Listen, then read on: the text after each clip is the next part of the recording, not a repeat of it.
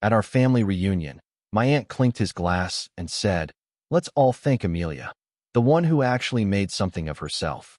My dad nodded. My sister smiled. My name wasn't mentioned. So I got up, grabbed my keys, and said, "You'll all remember this in a couple of hours." Later that night, while everyone was blowing up my phone, but I was already in the air, I, 32M, should have known better than to attend the annual family reunion. 23 years of being the black sheep should have taught me something, but apparently, I'm a glutton for punishment. The backyard was decorated with string lights and checkered tablecloths. My relatives filled every corner, their laughter echoing off the fence while they caught up on marriages, pregnancies, and career milestones. I sat at the far end of the longest table, nursing my third beer and watching my sister Amelia work the crowd like she was campaigning for office. My aunt tapped her knife against her wine glass, and the chatter died down. She stood up, swaying slightly from too much wine, and cleared her throat. The speech that followed was predictable, thanking everyone for coming, celebrating family bonds, the usual reunion platitudes. Then she shifted gears. She went on about how proud the family was of certain members who had really made something of themselves. She gestured toward Amelia, talking about her successful law practice, her beautiful home, her perfect husband, her 2 kids in private school. The whole table erupted in applause. Dad nodded enthusiastically, beaming with pride. Amelia smiled and waved modestly, playing the role of the humble achiever perfectly. I waited. Surely my name would come up next. After all, I'd built a tech consulting firm from nothing. I employed 15 people. I owned 3 properties across 2 states. My company had been featured in several trade publications. But the seconds ticked by, and my aunt moved on to thanking the hosts, the caterers, even the weather for cooperating. Not a single mention of me. The applause died down, and conversations resumed. I sat there, invisible as always, feeling that familiar burn in my chest that I'd carried since childhood. The same feeling I got when Dad attended every single one of Amelia's soccer games, but missed all my debate tournaments. The same feeling from when my graduation photo somehow never made it onto the family mantle, while Amelia's took center stage. I stood up abruptly, my chair scraping against the concrete. A few heads turned, but most people were already back to their conversations. I reached into my pocket and pulled out my keys. I announced that they'd all remember this moment in a couple of hours, then turned and walked toward the gate without looking back. Behind me, I could hear Dad calling my name, asking where I was going. Amelia's voice joined his, telling me to come back and not be so dramatic. But I kept walking. I drove straight to my office, my hands shaking with rage and adrenaline. The building was empty at 8 p.m., just the way I needed it to be. I took the elevator to the 3rd floor and walked into the conference room where I kept my safe. Inside were documents I'd been holding onto for 3 years. Documents that could change everything for my dear sister. You see, Amelia's perfect law practice wasn't quite as pristine as everyone believed. I discovered this completely by accident when a former client of hers had hired my company to recover some lost data. During the process, we'd uncovered evidence of some very questionable billing practices. Nothing criminal, technically, but enough to seriously damage her reputation and potentially trigger a bar investigation. I'd kept quiet about it, telling myself it was because I didn't want to hurt the family. But sitting in that conference room, staring at the papers that could destroy her career, I realized I'd been saving them for exactly this moment. I pulled out my phone and started making calls. The first call went to my contact at the local business journal. I'd helped them with several tech stories over the years, and the reporter owed me a favor.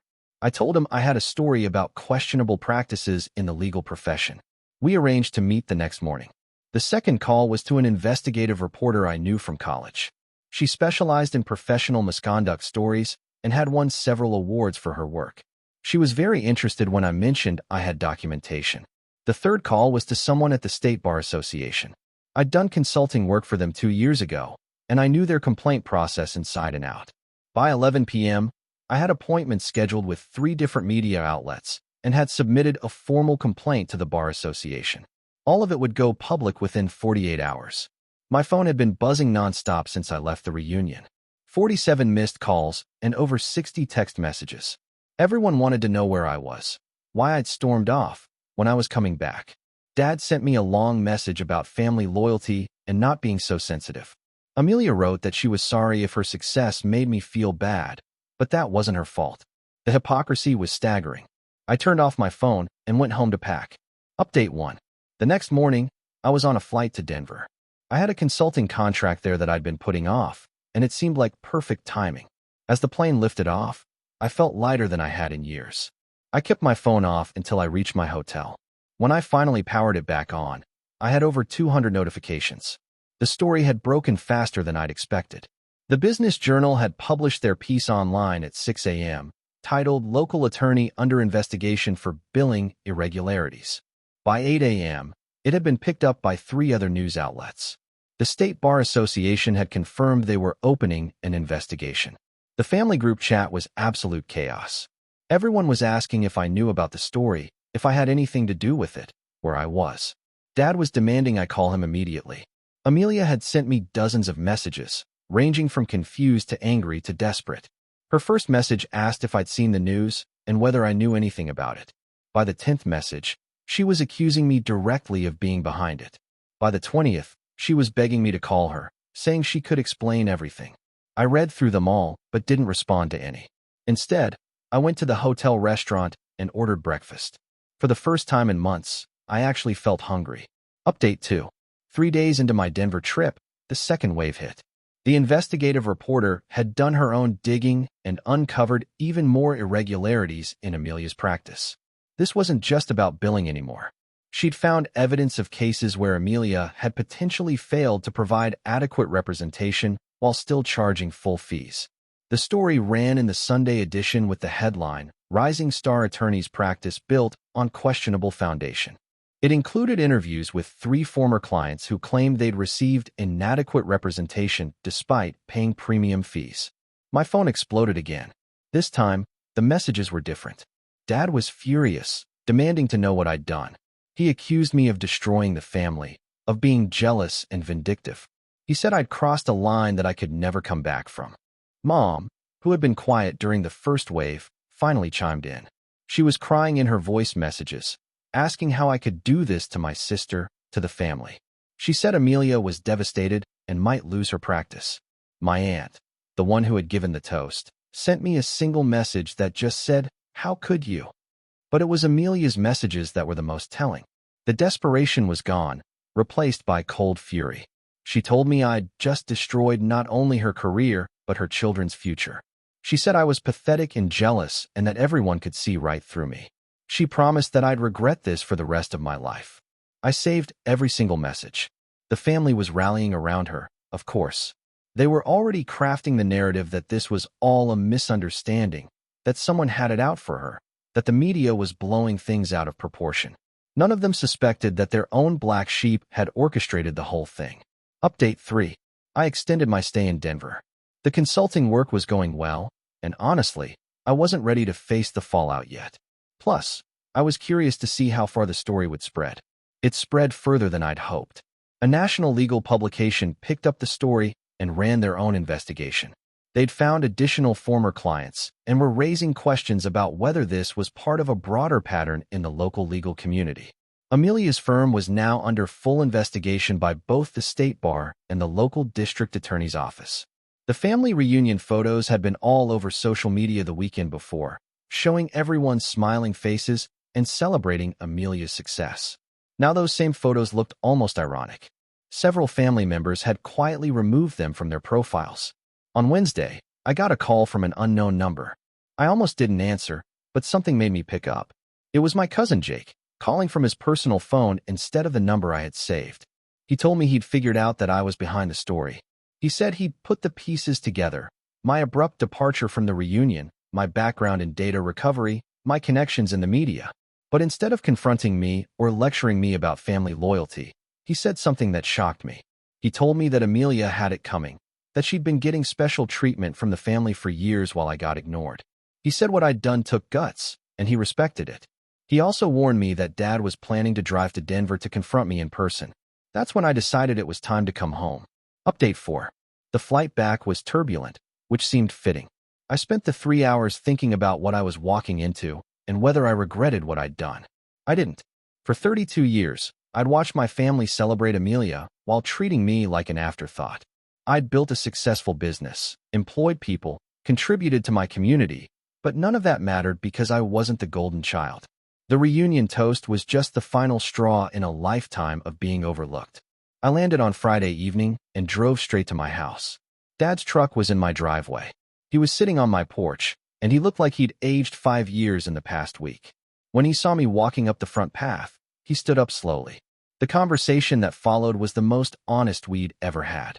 He told me he knew I was behind everything. He said the timing was too perfect, and my dramatic exit from the reunion made it obvious. He asked me how I could destroy my own sister, how I could tear the family apart out of jealousy. I told him it wasn't jealousy. I explained how it felt to spend my entire life being invisible while Amelia got celebrated for everything. I reminded him of all the times he'd missed my achievements while never missing one of hers. I asked him when he'd last asked about my business, my life, anything about me that wasn't directly related to Amelia or the family. He was quiet for a long time after that. Finally, he asked me if I thought this made us even. He wanted to know if I felt better now that I'd potentially ruined her career. I told him the truth. I said it wasn't about making us even or feeling better. It was about consequences. Amelia had built her reputation on questionable practices, and she'd gotten away with it because everyone was too busy celebrating her to look closely. I just made sure people looked. He left without saying goodbye. Update 5. The investigation concluded 2 months later. Amelia was sanctioned by the state bar and required to make restitution to several clients. She didn't lose her license, but her reputation was permanently damaged. 3 of her biggest corporate clients terminated their contracts, and she had to lay off most of her staff. The family closed ranks around her, just as I'd expected. I became persona non grata at family gatherings.